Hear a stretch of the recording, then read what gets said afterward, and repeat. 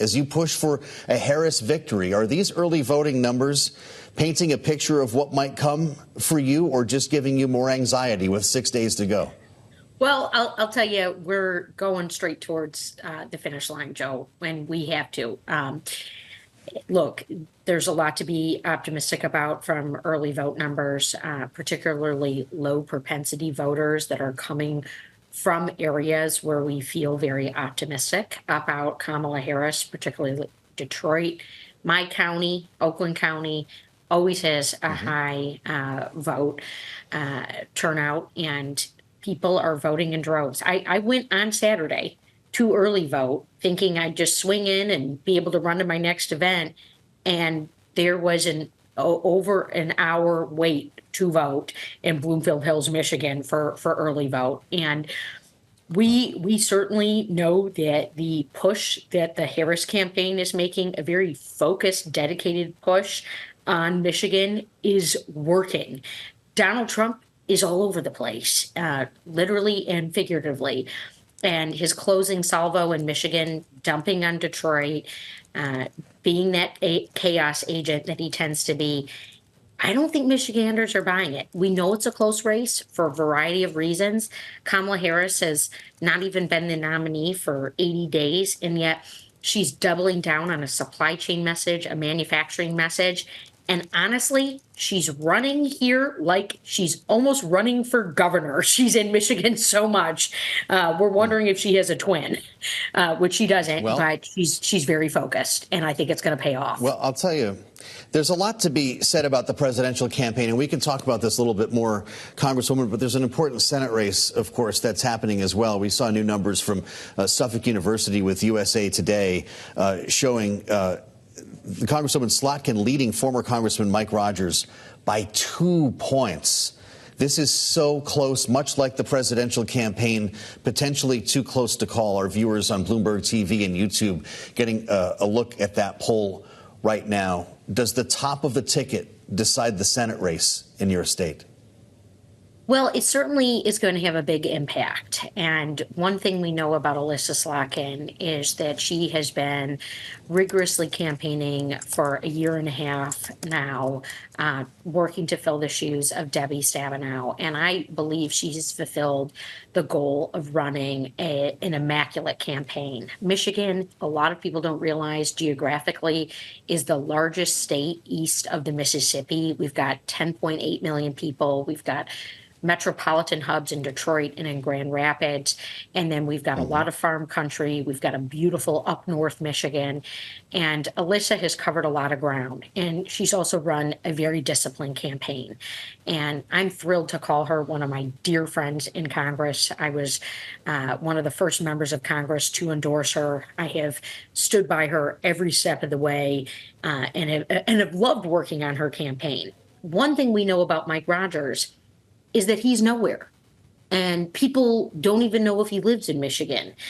He served in Congress at the turn of the century and then has just sort of been gone for the last 10 years. People don't know who he is. They know who Alyssa is. They know she's got a national security background, that she's focused on supply chains. She worked really hard to lower the cost of prescription drugs with that Inflation Reduction Act, getting Medicare to be that negotiator.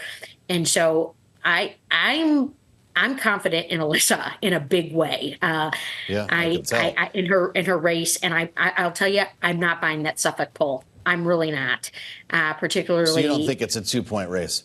Well, I'll tell you what. We would love to invite former Congressman Rogers to join us to respond to that. Something important happened in the nation's capital here that will have a direct impact on your state, Congresswoman. Today, the Supreme Court declined to remove RFK Jr. from the ballot in Michigan as well as Wisconsin.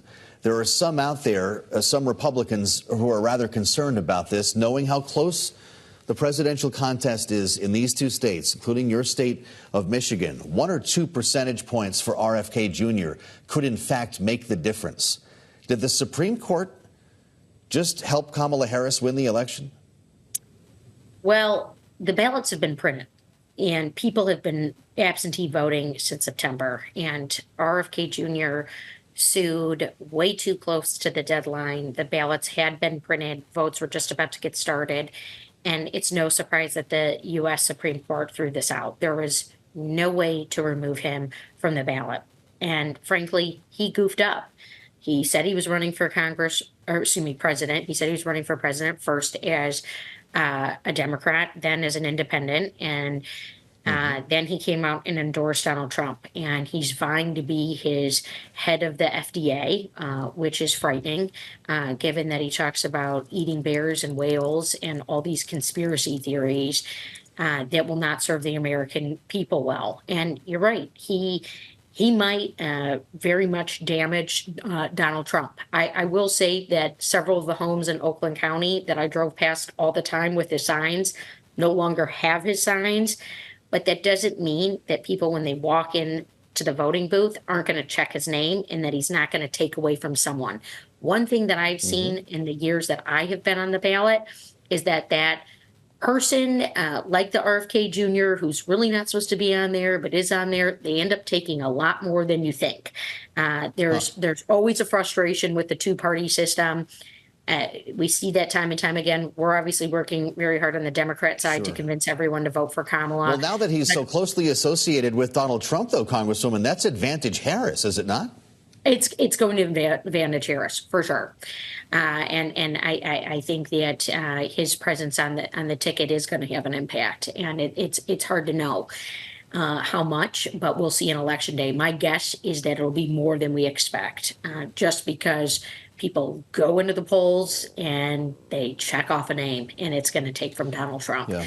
And it's a close election, and frankly, we're all just wondering where Donald Trump is. You know, he's off in Madison Square Garden with a goofy rally saying hateful things, and his message isn't making it through to Michiganders, and Kamala Harris is plowing here. And CNN poll. Well, he was in Green Bay, Wisconsin today. I think he's going to be there with Brett Favre later on. But I do want to ask you, Congresswoman, if you're concerned about the remark that Joe Biden made last night. The White House has tried to clarify this, saying his remark about garbage was directed to the comedian who is at Madison Square Garden, not all Trump supporters. But you know how this stuff goes. A lot of people are trying to reach for the next deplorables. This is the cycle that we're in, and perception is reality in this case. Should Joe Biden stay in the White House for the rest of this campaign? Well, he is absolutely going to stay in the White House, and he's going to continue to fulfill his duties as president. We see him doing a great job, and we know one thing is for certain, that it's Donald Trump and Kamala Harris who are on the ticket for next week and for November. And I'll just say that the line that the comedian used in Madison Square Garden behind a podium that said Trump for president has inflamed many across this country, particularly of Puerto Rican descent. And it is the final moments. That was supposed to be a closing salvo of the Trump campaign, and it was a major flop. And I have been hearing that on Fox News to MSNBC in terms of what a disaster that has been. And so I really believe that we have to continue to drive this over the finish line and remind people that we need consistency and clarity and real leadership in the White House. And we just don't get that from Donald Trump. If you want to put comedians up on the stage, then run a late night talk show. Don't run for president.